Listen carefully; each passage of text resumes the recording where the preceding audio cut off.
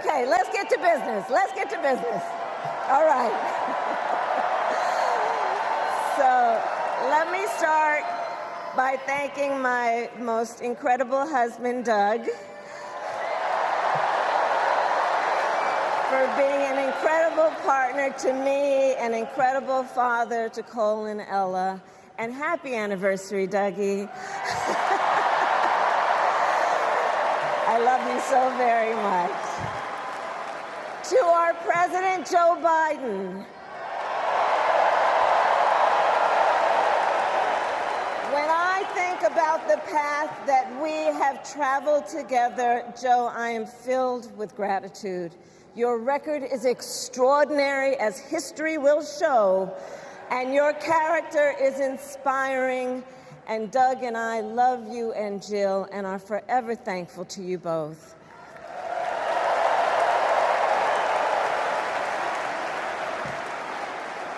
And to Coach Tim Walz,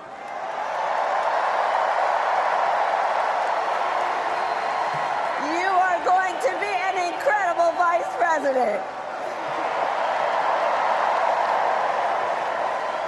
And to the delegates and everyone who has put your faith in our campaign, your support is humbling. So, America, the path that led me here in recent weeks was no doubt unexpected. But I'm no stranger to unlikely journeys. So, my mother, our mother, Kamala Harris, had one of her own. And I miss her every day, and especially right now. And I know she's looking down, smiling. I know that. So my mother was 19 when she crossed the world alone, traveling from India to California with an unshakable dream to be the scientist who would cure breast cancer.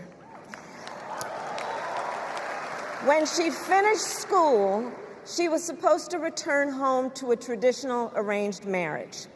But as fate would have it, she met my father, Donald Harris, a student from Jamaica. They fell in love and got married, and that act of self-determination made my sister Maya and me. Growing up, we moved a lot. I will always remember that big Mayflower truck packed with all our belongings, ready to go to Illinois, to Wisconsin, and wherever our parents' jobs took us. My early memories of our parents together are very joyful ones. A home filled with laughter and music, Aretha, Coltrane, and Miles. At the park, my mother would say, "Stay close." But my father would say, as he smiled, "Run, Kamala, run. Don't be afraid. Don't let anything stop you."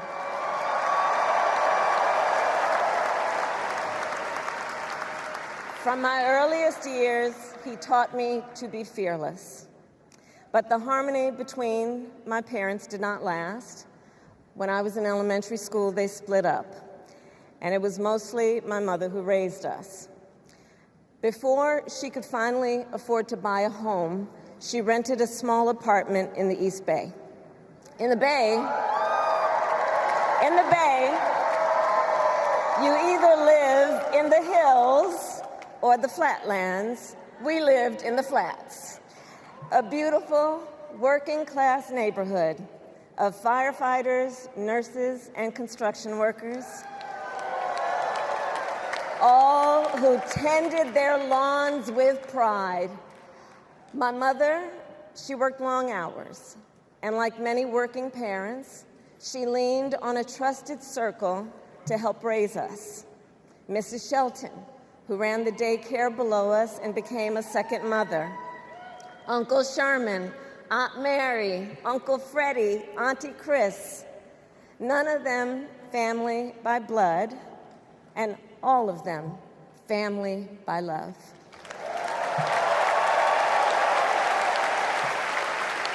Family who taught us how to make gumbo, how to play chess, and sometimes even let us win. Family who loved us, believed in us, and told us we could be anything and do anything. They instilled in us the values they personified: community, faith, and the importance of treating others as you would want to be treated, with kindness, respect, and compassion. My mother was a brilliant, 5-foot-tall, brown woman with an accent.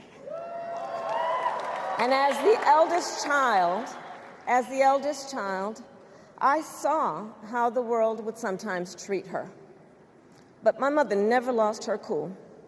She was tough, courageous, a trailblazer in the fight for women's health, and she taught Maya and me a lesson that Michelle mentioned the other night. She taught us to never complain about injustice, but do something about it. Do something about it. That was my mother. And she taught us, and she also taught us, and never do anything half-assed. And that is a direct quote. A direct quote. I grew up immersed in the ideals of the civil rights movement. My parents had met at a civil rights gathering, and they made sure that we learned about civil rights leaders, including the lawyers like Thurgood Marshall and Constance Baker Motley, those who battled in the courtroom to make real the promise of America. So at a young age, I decided I wanted to do that work. I wanted to be a lawyer. And when it came time to choose the type of law I would pursue, I reflected on a pivotal moment in my life. You see, when I was in high school, I started to notice something about my best friend, Wanda. She was sad at school, and there were times she didn't want to go home. So one day I asked if everything was all right, and she confided in me that she was being sexually abused by her stepfather. And I immediately told her she had to come stay with us, and she did. This is one of the reasons I became a prosecutor, to protect people like Wanda, because I believe everyone has a right to safety, to dignity, and to justice.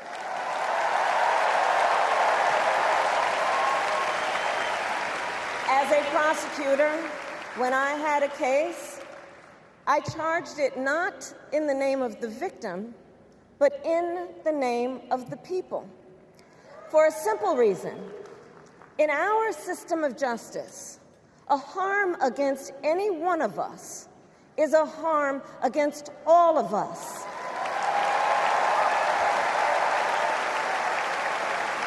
And I would often explain this to console survivors of crime, to remind them no one should be made to fight alone.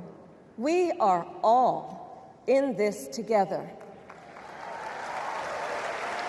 And every day in the courtroom, I stood proudly before a judge and I said 5 words: Kamala Harris for the people.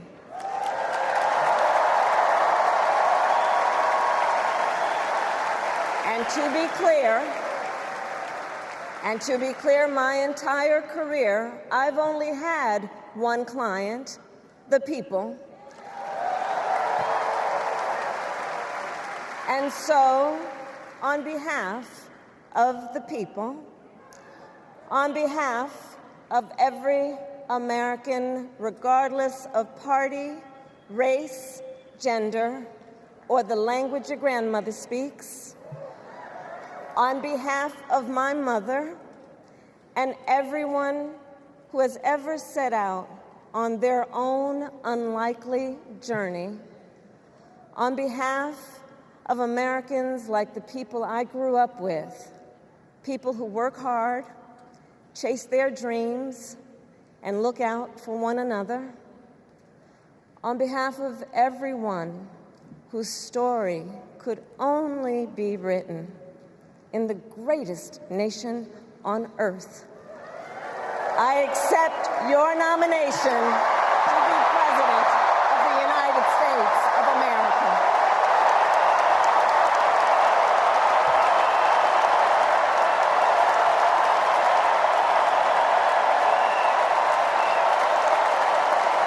And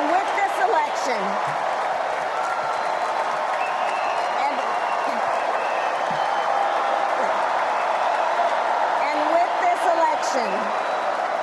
election, our nation with this election has a precious, fleeting opportunity to move past the bitterness, cynicism, and divisive battles of the past, a chance to chart a new way forward.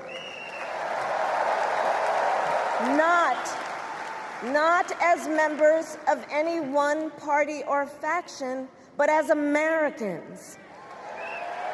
And let me say, I know there are people of various political views watching tonight, and I want you to know, I promise to be a president for all Americans. You can always trust me to put country above party and self, to hold sacred America's fundamental principles, from the rule of law to free and fair elections to the peaceful transfer of power.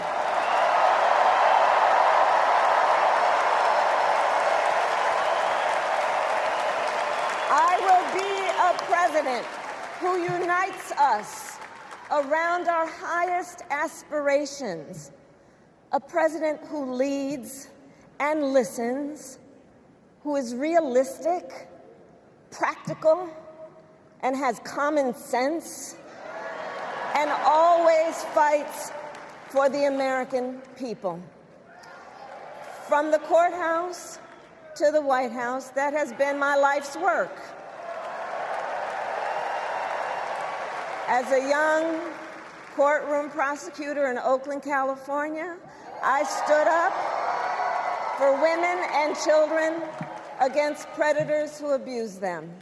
As Attorney General of California, I took on the big banks, delivered $20 billion from middle-class families who faced foreclosure, and helped pass a homeowner Bill of Rights, one of the first of its kind in the nation. I stood up for veterans and students being scammed by big for-profit colleges, for workers who are being cheated out of their wages, the wages they were due, for seniors facing elder abuse. I fought against the cartels who traffic in guns and drugs and human beings, who threaten the security of our border and the safety of our communities. And I will tell you, these fights were not easy, and neither were the elections that put me in those offices.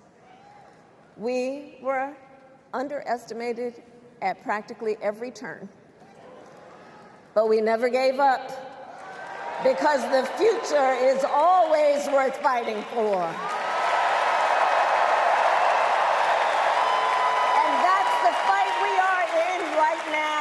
A fight for America's future.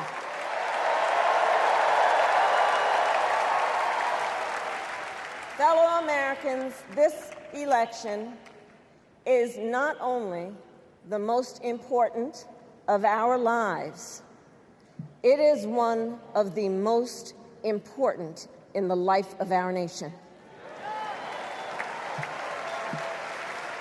In many ways, Donald Trump is an unserious man. But the consequences of putting Donald Trump back in the White House are extremely serious. Consider not only the chaos and calamity when he was in office, but also the gravity of what has happened since he lost the last election. Donald Trump tried to throw away your votes. When he failed, he sent an armed mob to the United States Capitol, where they assaulted law enforcement officers. When politicians in his own party begged him to call off the mob and send help, he did the opposite. He fanned the flames. And now, for an entirely different set of crimes, he was found guilty of fraud by a jury of everyday Americans and separately found liable for committing sexual abuse. And consider what he intends to do if we give him power again. Consider his explicit intent to set free violent extremists who assaulted those law enforcement officers at the Capitol. His explicit intent to jail journalists, political opponents, and anyone he sees as the enemy. His explicit intent to deploy our active duty military against our own citizens. Consider the power he will have, especially after the United States Supreme Court just ruled that he would be immune from criminal prosecution. Just imagine Donald Trump with no guardrails, and how he would use the immense powers of the presidency of the United States, not to improve your life, not to strengthen our national security, but to serve the only client he has ever had, himself.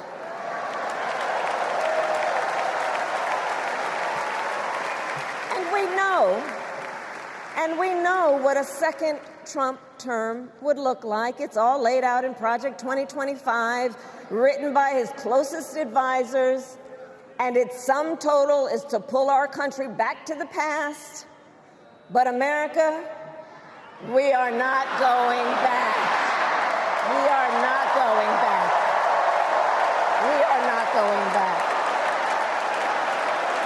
We are not going back to when Donald Trump tried to cut Social Security and Medicare.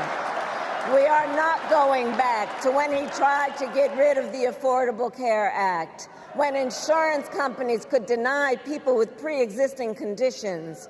We are not going to let him eliminate the Department of Education that funds our public schools.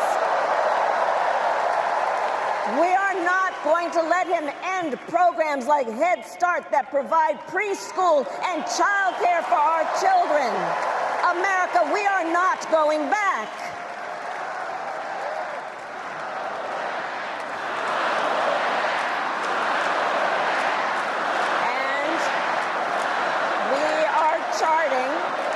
And we are charting a new way forward. Forward to a future with a strong and growing middle class, because we know a strong middle class has always been critical to America's success. And building that middle class will be a defining goal of my presidency.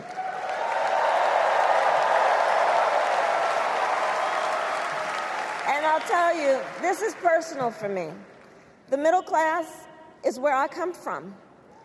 My mother kept a strict budget. We lived within our means, yet we wanted for little. And she expected us to make the most of the opportunities that were available to us. and to be grateful for them. Because, as she taught us, opportunity is not available to everyone. That's why we will create what I call an opportunity economy where everyone has the chance to compete and a chance to succeed. Whether you live in a rural area, small town, or big city.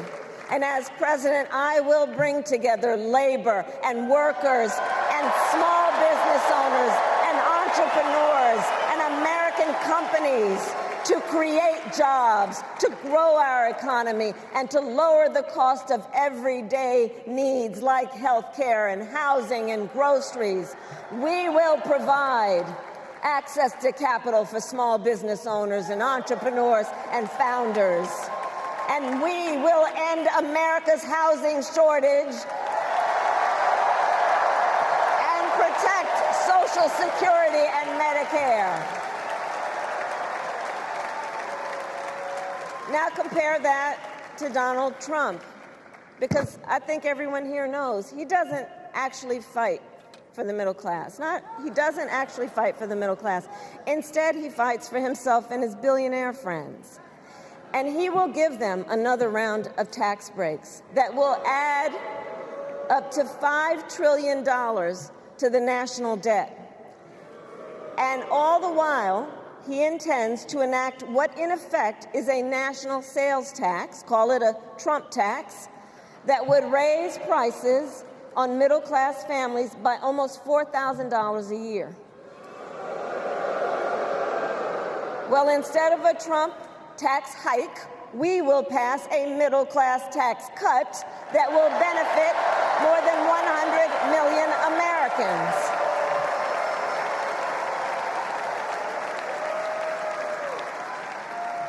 Friends, I believe America cannot truly be prosperous unless Americans are fully able to make their own decisions about their own lives, especially on matters of heart and home.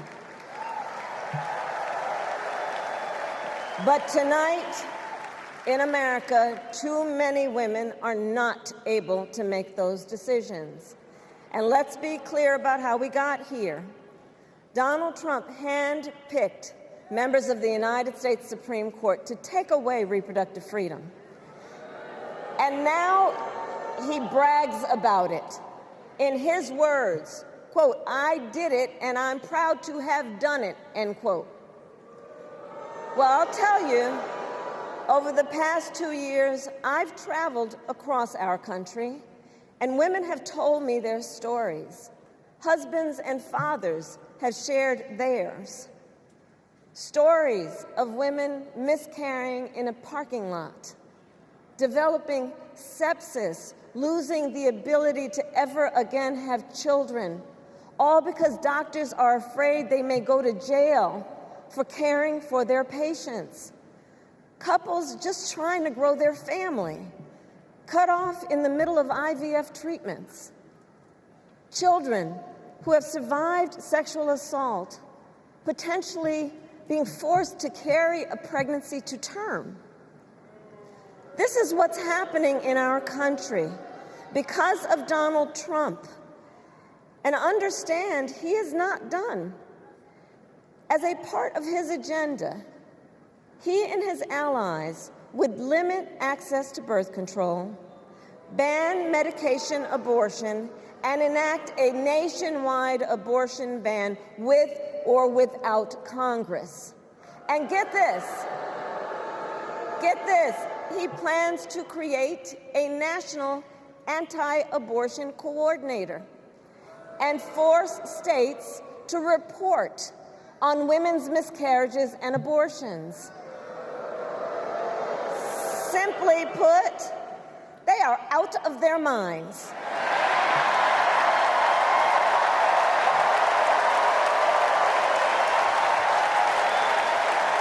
And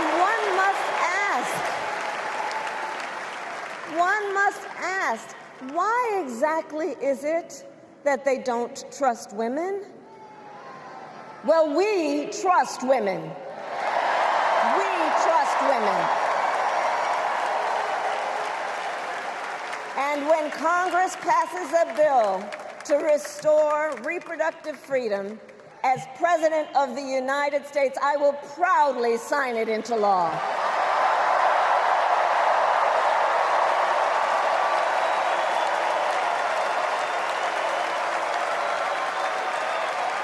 In this election, many other fundamental freedoms are at stake.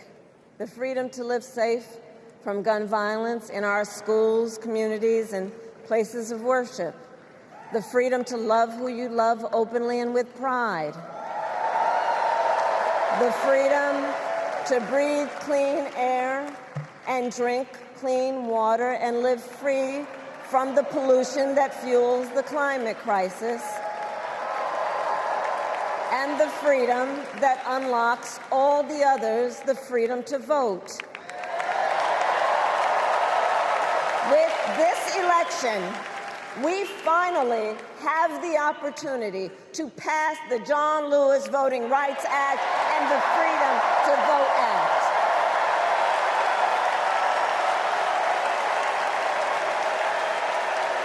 And let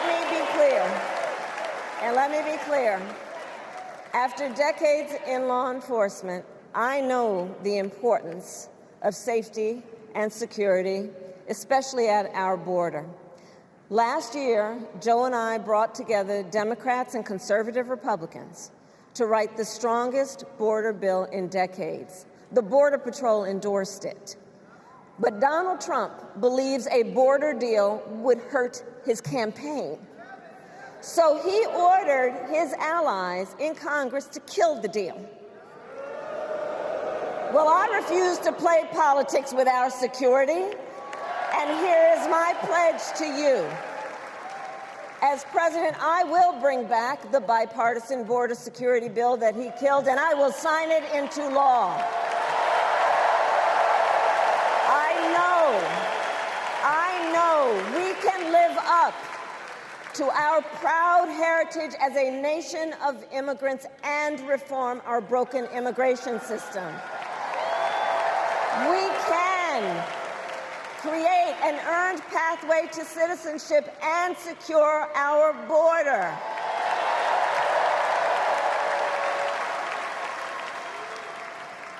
And America, we must also be steadfast in advancing our security and values abroad. As Vice President, I have confronted threats to our security, negotiated with foreign leaders, strengthened our alliances, and engaged with our brave troops overseas. As Commander-in-Chief, I will ensure America always has the strongest, most lethal fighting force in the world, and I will fulfill our sacred obligation to care for our troops and their families, and I will always honor and never disparage their service and their sacrifice.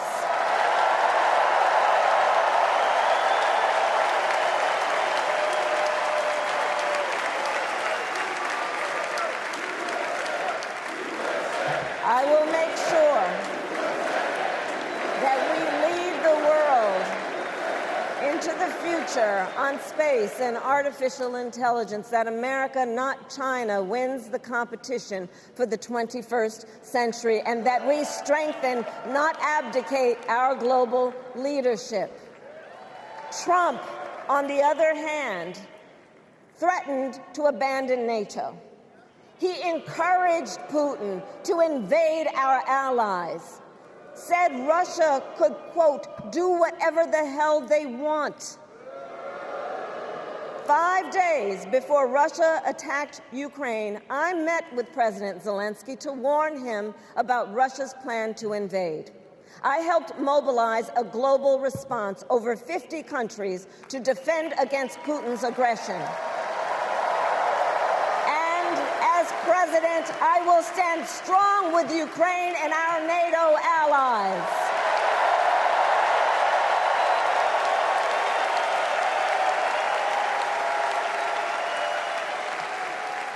With respect to the war in Gaza, President Biden and I are working around the clock because now is the time to get a hostage deal and a ceasefire deal done.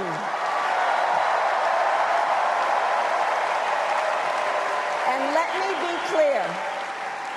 me be clear, I will always stand up for Israel's right to defend itself, and I will always ensure Israel has the ability to defend itself, because the people of Israel must never again face the horror that a terrorist organization called Hamas caused on October 7, including unspeakable sexual violence and the massacre of young people at a music festival. At the same time, what has happened in Gaza over the past 10 months is devastating. So many innocent lives lost. Desperate, hungry people fleeing for safety over and over again. The scale of suffering is heartbreaking.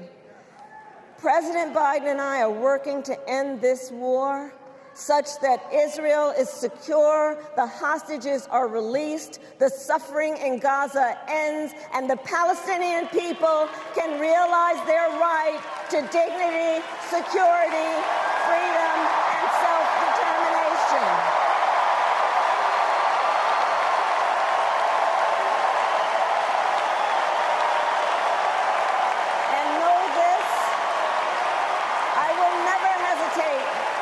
Whatever action is necessary to defend our forces and our interests against Iran and Iran-backed terrorists. I will not cozy up to tyrants and dictators like Kim Jong-un who are rooting for Trump,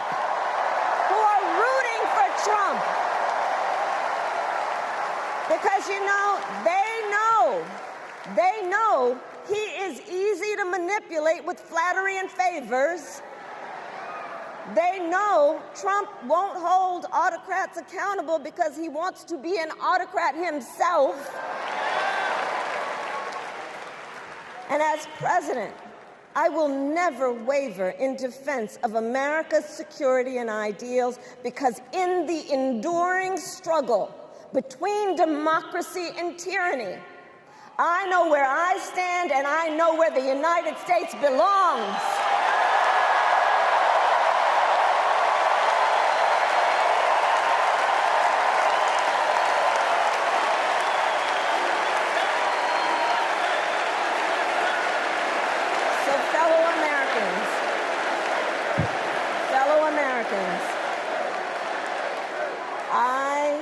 I love our country with all my heart. Everywhere I go, in everyone I meet, I see a nation that is ready to move forward, ready for the next step in the incredible journey that is America.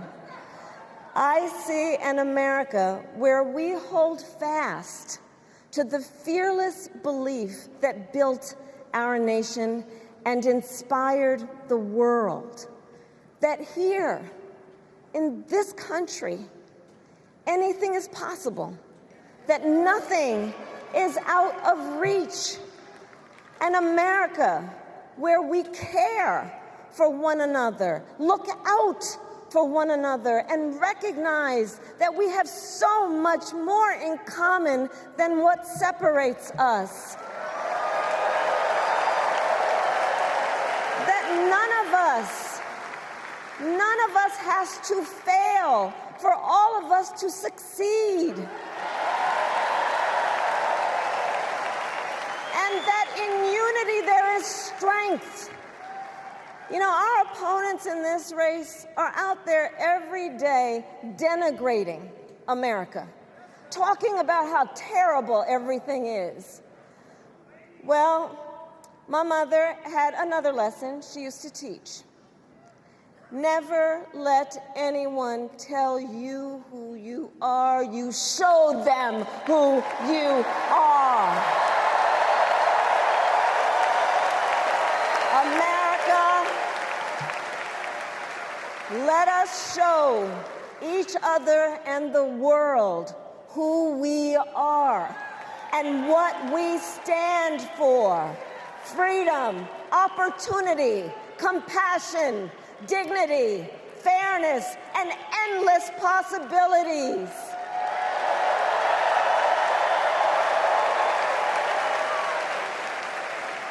We are the heirs to the greatest democracy in the history of the world. And on behalf of our children and our grandchildren and all those who sacrificed so dearly for our freedom and liberty, we must be worthy of this moment. It is now our turn to do what generations before us have done, guided by optimism and faith, to fight for this country we love, to fight for the ideals we cherish, and to uphold the awesome responsibility that comes with the greatest privilege on earth, the privilege and pride of being an American.